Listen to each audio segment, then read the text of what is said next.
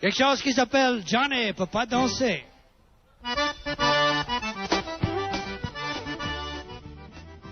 Hey y'all, and welcome to another one of my cooking videos. This is how I do quick and easy gumbo. I do this in the Instant Pot not to pressure cook it, but for the sauté mode, which makes cooking down the trinity super easy and only takes about 2 hours.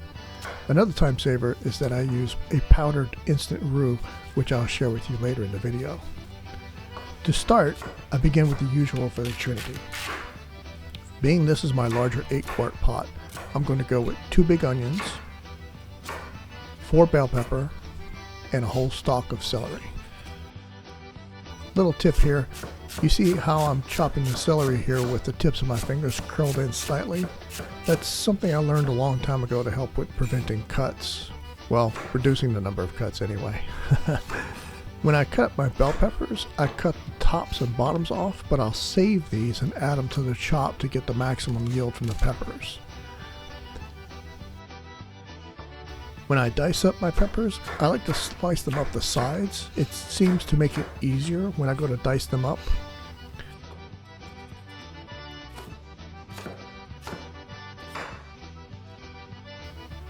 You can of course slice them top to bottom, but I find that's just a bit more unwieldy when you go to dice them up, but whatever you find easier for you.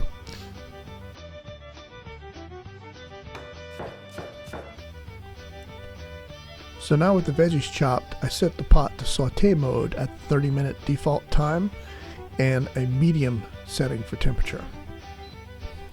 I then add about 4 tablespoons of oil. It's just enough to cover the bottom of the pot, and then wait for it to come up to temperature.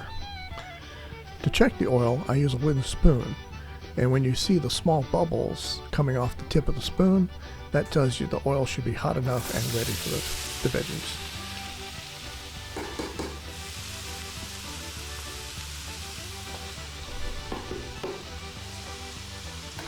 I add in the trinity and about three finger pinches of salt.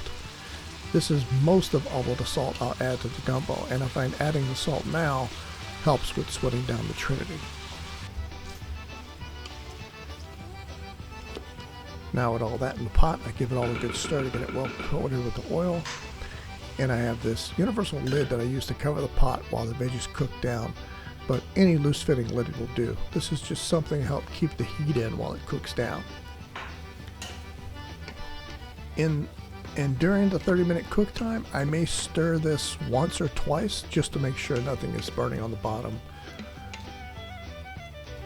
When the timer is up, time for the next step.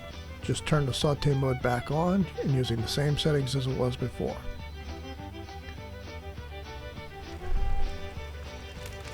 Now I add in my spices. I use 4 good-sized bay leaves,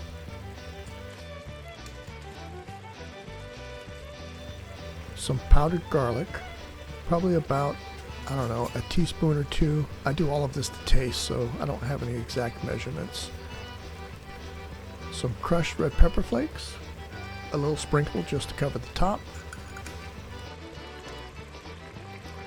Some cayenne pepper for a little more spice.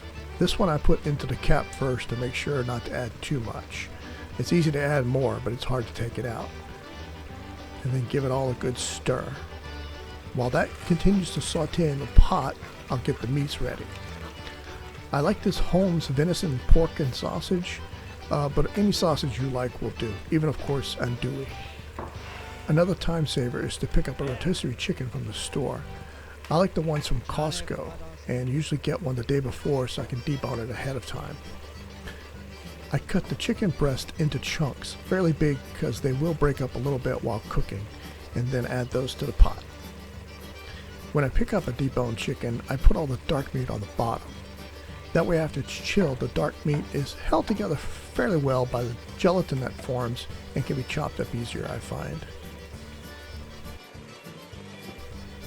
Okay, here is the instant roux I use, SAVOIE'S.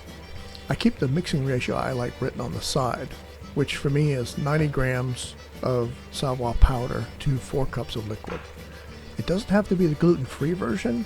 I just like that one because it has a few less calories. To mix the roux, I take about 3 cups of the chicken broth, I like the low sodium so I can control the salt content of the gumbo, and put it into the container I'll mix it up in. With the whisk going, I slowly add the powdered roux to the broth. I find this is the best way to keep out the lumps. After it's well mixed, I just dump it into the pot. Then I add another cup of broth to catch any leftover bits, and add that to the pot and give it all a good stir.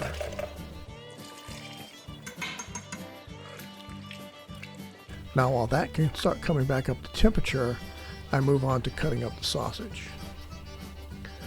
I like to cut half the length into half pieces and then just slice up the other half. Just because of no other reason than I like varied sizes of sausage in my gumbo. Any way you like to slice it up is fine. The sausage gets added to the pot and give it another good stir to get everything well mixed. As the gumbo comes up in temperature, the roux will continue to thicken. I tend to add a little broth at a time to get it to where I like it. It usually ends up being the rest of the container of broth.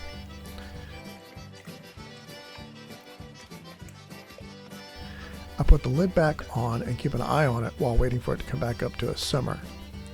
You want to give it a stir every now and then, because now that the roux is in there, it has a better chance of burning on the bottom. Now while I'm waiting for it to return to a simmer, this is when I'll add the last spice, the filet. Just like with the pepper, I put it in the cap to make sure I don't add too much.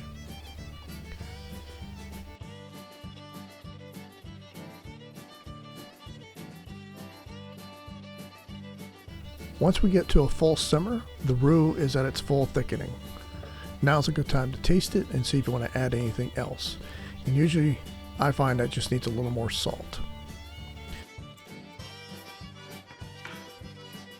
Then the lid's back on and I change the saute mode from medium down to low and let it finish out whatever remainder of the 30 minutes is left, which for me looks to be about 14-15 minutes.